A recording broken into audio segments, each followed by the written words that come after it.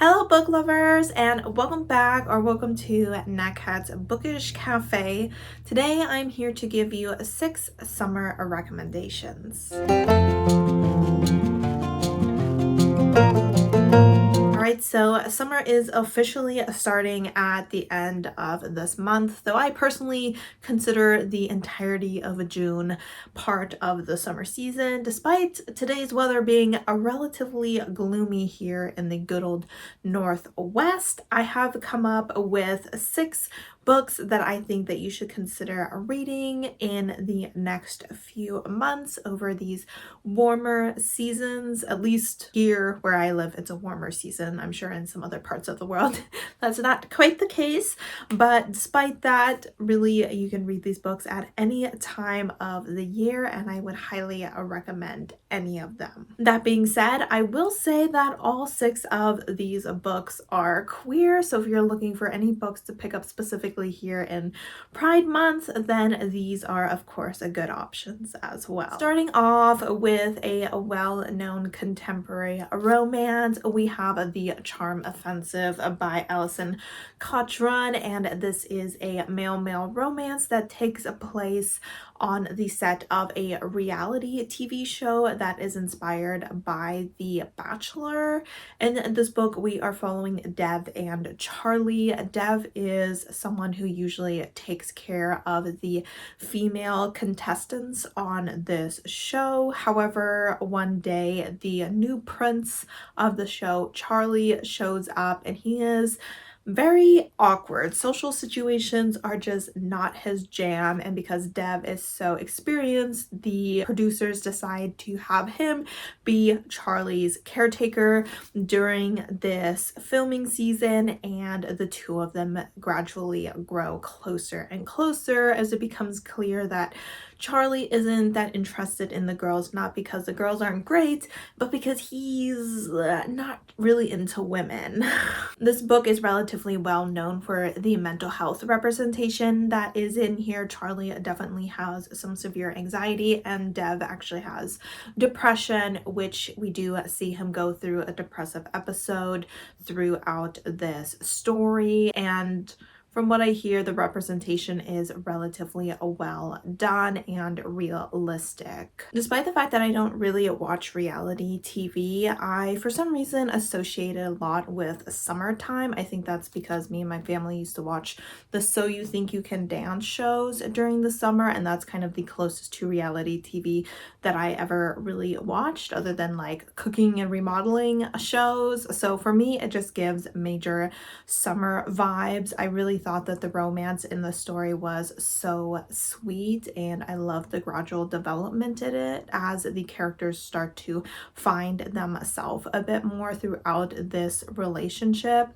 Charlie is on this show to kind of clean up his reputation because he's done something that has kind of put him in a bad spot, and he's really desperately trying to find how to present himself to society properly while also trying to just find out who exactly he is and wants to be as a closeted queer person.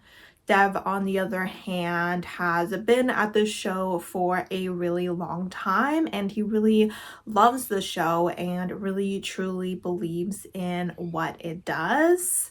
But he himself has definitely not had any luck when it comes to the romance department, and so he is a little bit hesitant to fully give his heart to Charlie. Overall, a really sweet and emotional story that also had some nice, fun, humorous, and sexy moments throughout it, so definitely worth checking out this summer season. Up next, we have a middle grade book, and this is King and the Dragonfly by Kaysen Callender. Kaysen Callender is an author that I have really enjoyed. I've read 3 of his books and really enjoyed all of them so far. This was actually my first 5-star read of 2023, so I highly recommend it. I actually listened to the audiobook and then was gifted the physical copy by my family, so thank you to my family for buying me one of my 5-star reads. And this story is about a young boy whose older brother brother has passed away, and he's convinced that his brother is a dragonfly that has kind of been popping in and out of his life. We kind of watch him as he goes to school and reacquaints himself with a young boy he used to be friends with, but kind of turned his back on when he found out that that boy is queer. However, our character himself is now starting to discover that he himself might be queer, and he is kind of dealing with these emotions and the drama coming with this other boy, because that other boy has run away from an abusive household and is looking to King for a safe place to be. This story was so emotional, so beautifully written. It deals with a lot of complex emotions despite being for a younger audience. Obviously, we are dealing with a family that is going through a lot of grief. King lost his brother, his parents lost their oldest son. That is something no parent should have to go through. King, on the other hand, is also dealing with a lot of personal issues in discovering who he is and not having his older brother there to guide him, and really kind of struggling with, what would my brother think of the person I am? Would he be okay with me being a queer man? Because on the one hand, they are often told, you're already Black, you can't also be queer. That's just too many things to be that society looks down on.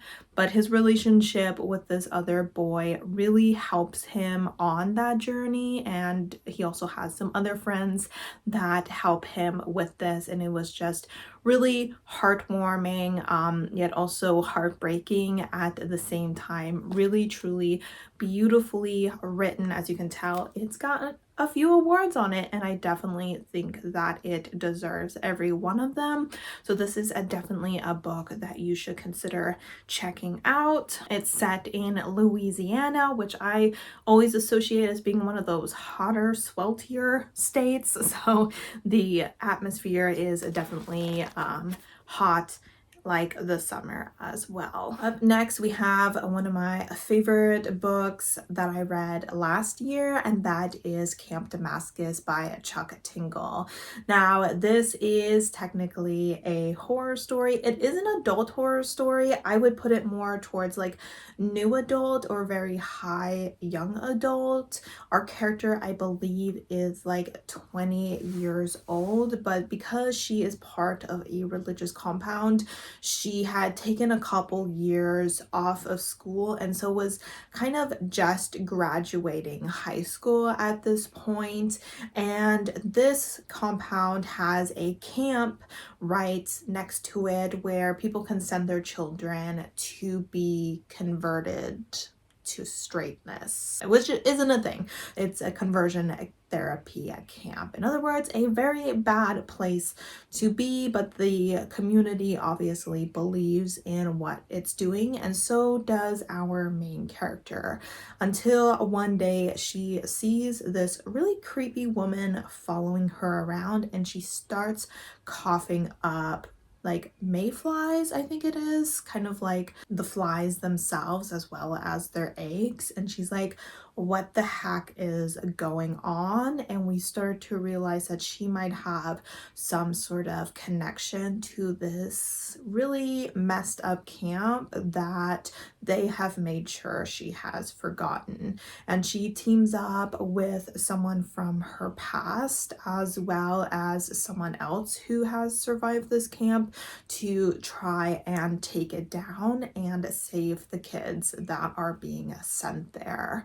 The first half of this book, I think, was a lot stronger than the second half. In my opinion, I thought that the intrigue and the insidiousness of the writing, the build-up to what we discovered, was really well done. Our character was definitely grappling with what exactly was happening to her, because there was a part of her that was very much brainwashed to believe what the camp and her parents were teaching her, but on the other side, she was seeing evidence of things that prove them wrong, both in other people and in herself. This book definitely deals with like some religious trauma, but I thought it was interesting the way that it handled it, because we saw characters that fully removed themselves from religion and other ones who stayed very close to religion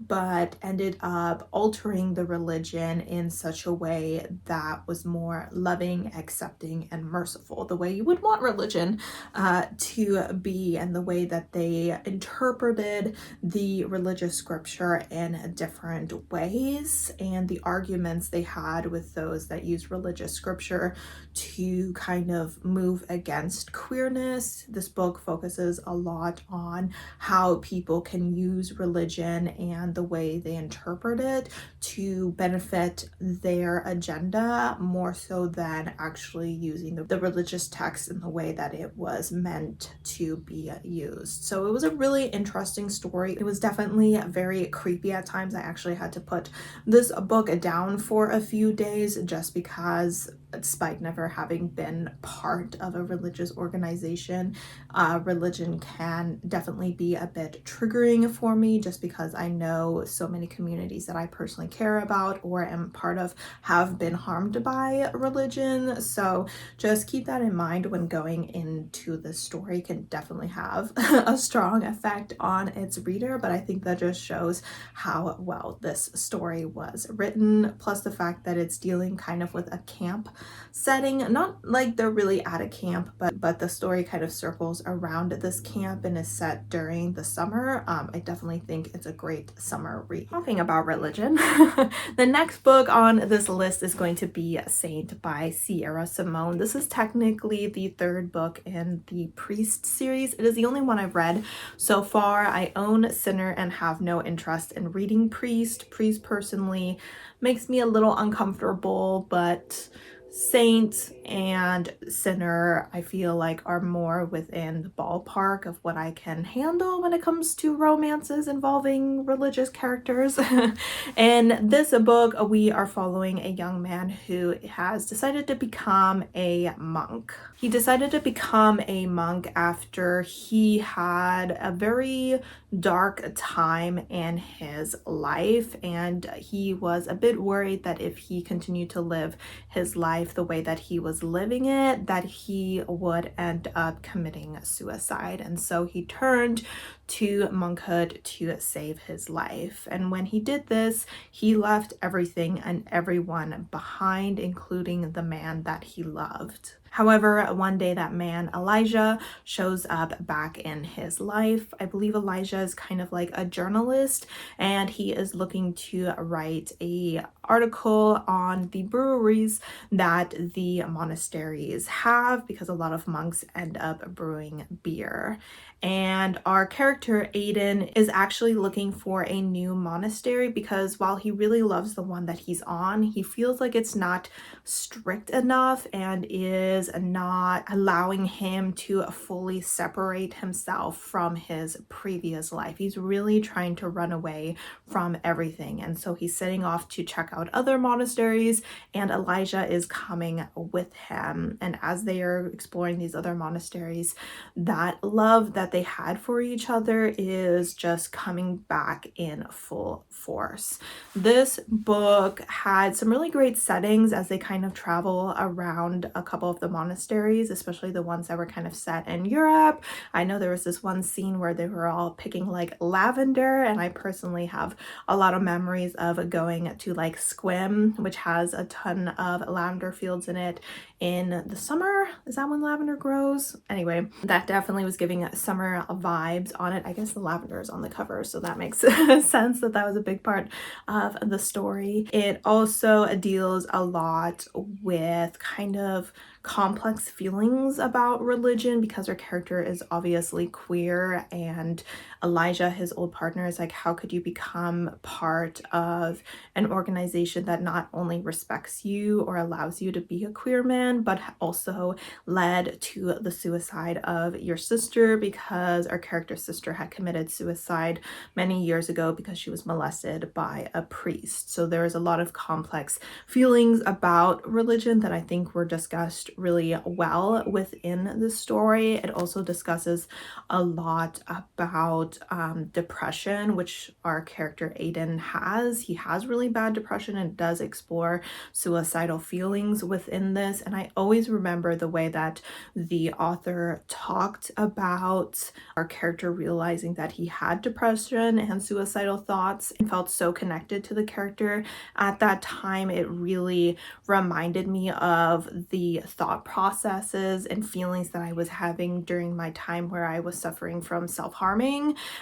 So that really tied me strongly to this book.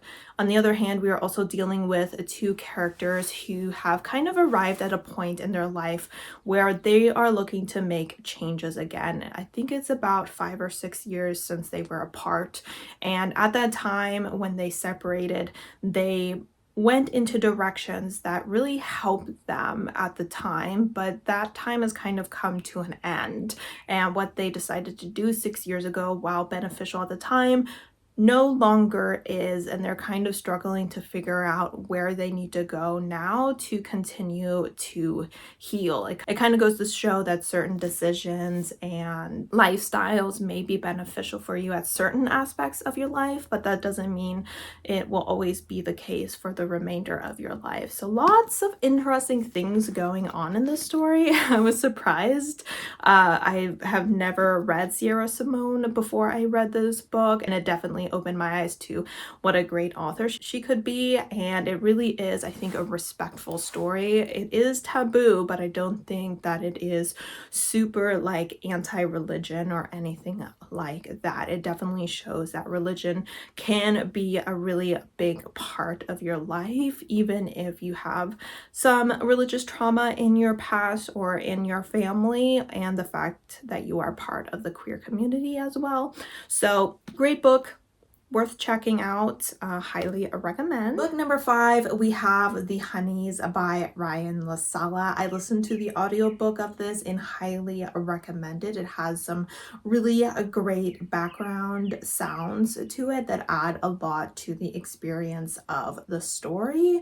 This is another YA horror story. We are following Mars, and they are genderqueer. They use he, him, they, them, she, her pronouns depending on how they're feeling. So I guess gender fluid is the word that I should use. And they used to attend a camp with their sister. However, after some issues they had with the camp concerning their queerness and their struggles with the camp being segregated between female and male, they decided to no longer go, despite the fact that their sister continues to go. However, one day their sister kind of shows up at their house when she should be at camp, tries to kill them, and then ends up dying herself, which is a very traumatic experience for Mars to go through because their sister was actually their twin. And so they were very close together, and they're really unsure about what the heck happened to their sister. So they decide to return to the camp to try to figure out what happened, and their attention instantly goes to a group of girls known as the Honeys. And this is a very tight group of girls that seem to be a little bit separate and above everyone else at this camp, and Mars is very quickly drawn into their circle and all the kind of odd things that these girls seem to be up to. I absolutely love this story. I thought it was so intense. It was so interesting. There were so many times where I thought we were kind of out of the woods, and then all of a sudden our character would find themselves in danger again, and I was like, oh my god. Can't this person catch a break? There's so many bad things happening, and there's so many twists towards the end of the story. I think that the author did a really great job of building up to the climax of this story, and overall I thought that the ending was not predictable but very, very satisfying. I was really happy with the way that this story went. It definitely had kind of this girl power, this female pride aspect to it that I really enjoyed. I also enjoyed some of the other themes throughout the story, just with her character kind of trying to be part of this camp while not really fitting in with the female side and the male side, feeling kind of like they're separate to both groups but also belonging in both groups. They also had a lot of feelings about the boys that they were interacting with, kind of the toxic masculinity